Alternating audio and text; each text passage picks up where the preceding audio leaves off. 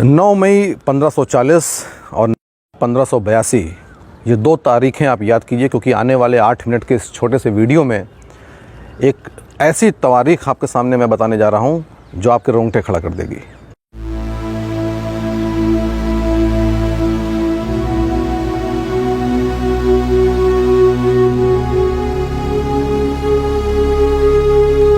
नमस्कार, मैं आलोक पांडे। 9 मई 1540 के दिन यानी आज ही के दिन लगभग 480 साल पहले महाराणा प्रताप का जन्म हुआ था कुंभलगढ़ में। और महाराणा प्रताप की जब हम बात करते हैं तो सबसे महत्वपूर्ण घटना उनके जीवन की जो हर बच्चे को यहाँ पे मालूम है वो है हल्दी घाटी का युद्ध।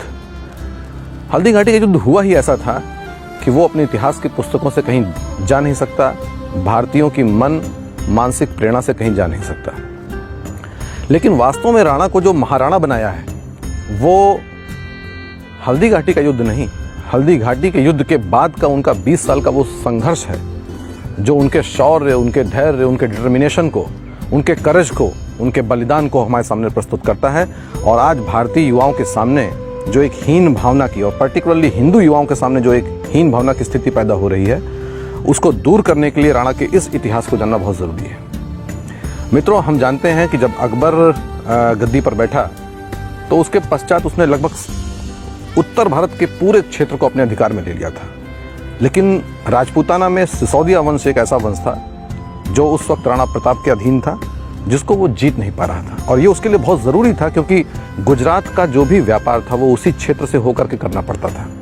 और एक दूसरा यानी स्ट्रेटेजिक पॉइंट ऑफ व्यू से भी ये इसलिए महत्वपूर्ण था क्योंकि सारी राजपूत सेना उसके सामने घुटने टेक चुकी थी सिवाय सिसोदिया वंश के।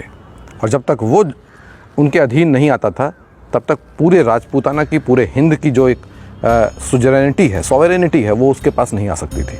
इसके लिए 1576 में हल्दी घाटी का बहुत ही प्रसिद्ध युद्ध हुआ जिसमें महाराणा प्रताप के पास मात्र 5000 की फोर्सेस और सामने जो मुगल फोर्सेस थी वो लगभग 30,000 की थी।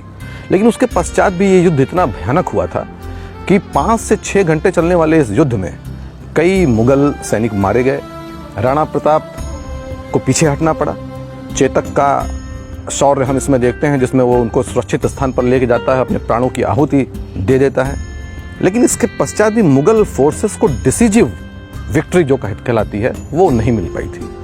महाराणा प्रताप कुंभलगढ़ और उदयपुर के क्षेत्र में चले गए थे और ये इतनी भयानक लड़ाई थी कि मान सिंह और बाकी मुगल फोर्सेस राणा प्रताप के पीछे उनको पकड़ने के लिए जा भी नहीं सकी, क्योंकि उनको मालूम था कि ये कहीं छुपे होंगे और फिर से अटैक करेंगे, हम बुरी तरीके से हमको हर्ट होगा।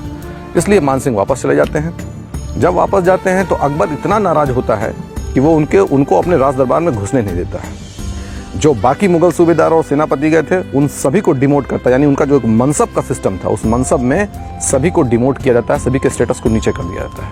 आप समझ सकते हैं कि अकबर को कितनी तकलीफ हुई होगी। इसके पश्चात असली संघर्ष और असली युद्ध इसके बाद शुरू होता है। महाराणा प्रताप जंगलों में और कुंभलगढ़ के आसपास के एरिया में रहते हैं। अकबर यहीं पर चुप नहीं होता है। 1576 की इस घटना के बाद 1577 में एक फिर से फोर्स भेजी जाती है। ये फोर्स शाहबाज हुसैन, सैयद कासिम, सैयद हाशिम और मान सिंह तो थे ही, लगभग 30,000 की फोर्स फिर से राणा प्रताप के लिए जाती है। ये फोर्स भी हारती है और डिसीजिव विक्ट्री किसी को नहीं मिलती है। अकबर वापस बहुत नाराज होता है। 1578 में अगेन द फोर्स और रीइंफोर्समेंट वाज गिवन। कितना महत्वपूर्ण था सिसोदियाओं को हराना अकबर के लिए, आप इसे समझ सकते हैं। ये फोर्स भी शहबाज खान के अधीन जाती है और इसमें एक बहलोल खान का भी एक नाम आता है सेनापति का, जो बहुत लंबी हाइट का और बहुत ही क्रूर व्यक्ति था। ये भी वहाँ जाता है। राणा प्रताप इसमें भी नहीं हारते हैं और दोनों में से किसी को भी निर्णायक विजय प्राप्त नहीं होती है। इसके बाद 1579 में फिर से ये सेनाएं जाती हैं शहबाज खान, बहलोल खान और मान सिंह के नेतृत्व में। लेकिन ये फोर्सेस भी राणा प्रताप को हरा नहीं पाती हैं। राणा प्रताप गुरिल्ला पद्धति से लड़ाई करते हैं और अंधतोगत्वा मुगल सेना पीछे हटती है।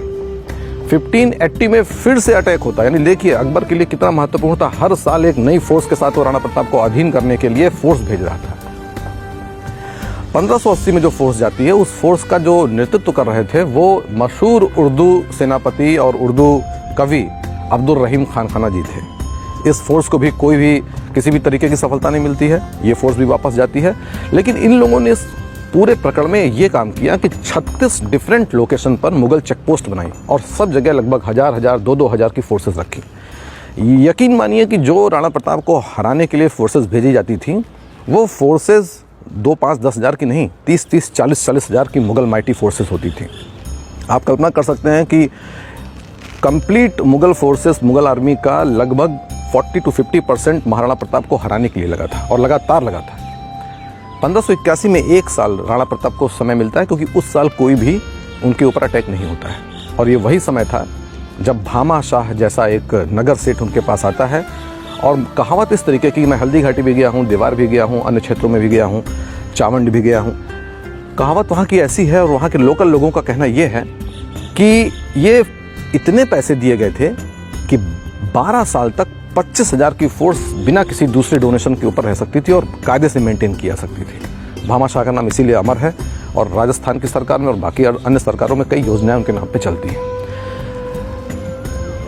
1581 के बाद 1582, 16 सितंबर 1582 का दिन आता है। उदयपुर से अजमेर के बीच में एक घाटी है जिसका नाम है देवार, और ये देवार ही राणा प्रताप चुनते हैं, अपनी एक फोर्स बनाते हैं और इस फोर्स में भील, कोल और राजपूत का एक सम्मिलित संगठन बनता है। ये विजयादशमी का दिन था। महाराणा को ये यकीन था कि आज के दिन हमको आर या पार की लड़ाई लड़नी है। लगभग 50,000 की फोर्स सामने, 10-1,000 की फोर्स जिसमें भील, तीर, कमठे लेकर के अपना युद्ध कर रहे थे। विजयादशमी के दिन जब पूरा भारत, तत्कालीन भारत, दिए जला करके भगवान राम के अयोध्या में आने की पवित्र अवसर को सेलिब्रेट कर रहा था, उस समय महाराणा प्रताप अपने फोर्सेस के साथ अटैक करते हैं। ये वही इम्पॉर्टेंट युद्ध है जिस युद्ध में बहलोल खान को राणा प्रताप ने तलवार के एक वार से 2 फाड़ कर दिए थे। और 1582 में विजयादशमी के अवसर पर 1971 के बांग्लादेश वार में जो 90,000 सैनिक भारत के सामने बांग्लादेश में सरेंडर करते हैं, उसके बाद नंबर 2 का इन known history of India biggest surrender होता है। 36,000 मुगल आर्मी के सिपाही महाराणा प्रताप के सामने सरेंडर करते हैं। ये पूरे दिन चलने वाला ऐसा भयानक युद्ध था जिसमें डिसिसिव हार होती है मुगल आर्मी की, और चित्तौड़ को छोड़कर, केवल चित्तौड़ के किले और उसके आसपास के एरिया को छोड़ करके कंप्लीट मेवाड़ महाराणा प्रताप के अधीनता में आ जाता है, जो उन्होंने शपथ खाई थी कि मैं उदयपुर के या किसी भी महल में जाकर के रहूँगा नहीं, मैं कभी भी पलंग पर नहीं सोऊंगा जब तक मुझे ये डिसिसिव विक्ट्री नहीं मिल जाती। ये विक्ट्री लगभग इनकी ये जो उन्होंने प्रतिज्ञा ली थी, ये प्रतिज्ञा लगभग पूरी होती है और महाराणा बनने का जो उनका सफ़र वहाँ ख़त्म होता है। ये इतनी डिसिसिव हार थी कि इसके पश्चात अकबर को 1584 में वापस आना पड़ा। 6 महीने तक उसने वहाँ कैंप किया, उसके बावजूद महाराणा प्रताप को नहीं हरा पाया और वापस आगरा चला गया। लेकिन ये जो बैटल ऑफ देवार है, ये दीवार इंडियन हिस्ट्री में आपको कहीं नहीं मिलेगी, या इसका उल्लेख भी किया जाएगा तो केवल 1 लाइन या 2 लाइन में किया जाएगा। मैं खुद IAS की तैयारी करते समय हिस्ट्री को एज ऑप्शनल मैंने पढ़ाई की है, बहुत पढ़ाई की है, 6-7 साल पढ़ाई की है और बहुत किताबें पढ़ी हैं। लेकिन जो बैटल ऑफ दीवार है, ये बैटल ऑफ दिवेर हमको कहीं भी दिखाई नहीं पड़ती, या दिखाई भी पड़ती तो 1-2 लाइन में। भारतीय युवाओं, विशेष रूप से हिंदू युवाओं में जो हीन भावना की भावना है और वो इन्फीरियरिटी कॉम्प्लेक्स से अपनी नज़रें नीचे करके चलते हैं, उनके लिए जानना बहुत ज़रूरी है। मैं पूरी एक सीरीज़ लेके आऊँगा जो untold, unsung important battles of India हैं, जिसमें भारतीय राजाओं ने बहुत ही दम के साथ, भारतीय रानियों ने बहुत ही साहस के साथ ये युद्ध लड़े हैं और जीते हैं, इनको आपको बताने के लिए। इस बैटल ऑफ दिवेर का ना तो कोई उपन्यास बना है, ना कोई बॉलीवुड की मूवी बनी है, ना हिस्ट्री की बुक्स में उनको वो सूटेबल प्लेस मिला है जो इसको मिलना चाहिए था। चावंड अगर आज आप जाएंगे, हल्दी घाटी अगर आप जाएंगे, तो वो टूटी फूटी सड़कें और टूटे फूटे दीवार जिनमें पेड़ उगाए हैं, ये चीख चीख के कह रहे हैं कि हमारे भारतीय इतिहास में, हमारे गौरव में इनको स्थान देना चाहिए। एक और इम्पॉर्टेंट बात है कि मेवाड़ का जो राज चिन्ह है, अगर उस राज चिन्ह को आप देखें तो उसमें बीच में उगता हुआ सूरज है, एक तरफ भील और कोल है और एक तरफ क्षत्रिय समाज है। ये भी बताता है कि इंडियन हिस्ट्री में जाति के लिए कोई स्थान नहीं था। महाराणा की सेना में सारे जाति के लोग, चाहे वो तथाकथित लोअर क्लास हो, तथाकथित अपर कास्ट हो, सब साथ में मिलकर कंधे से कंधा मिलकर के युद्ध करते थे और तब उन्होंने वो जीत हासिल की। मैं सहारनपुर में डिस्ट्रिक्ट कलेक्टर रहा हूँ। 9 मई और 14 अप्रैल ये 2 दिन हमारे लिए पुलिस बंदोबस्त के लिए इतने क्रिटिकल डेज होते थे, क्योंकि वहाँ पर शेड्यूल्ड कास्ट और क्षत्रिय, इन दोनों के बीच में काफ़ी लड़ाई है, क्लैशेस हैं, कास्ट क्लैशेस हैं।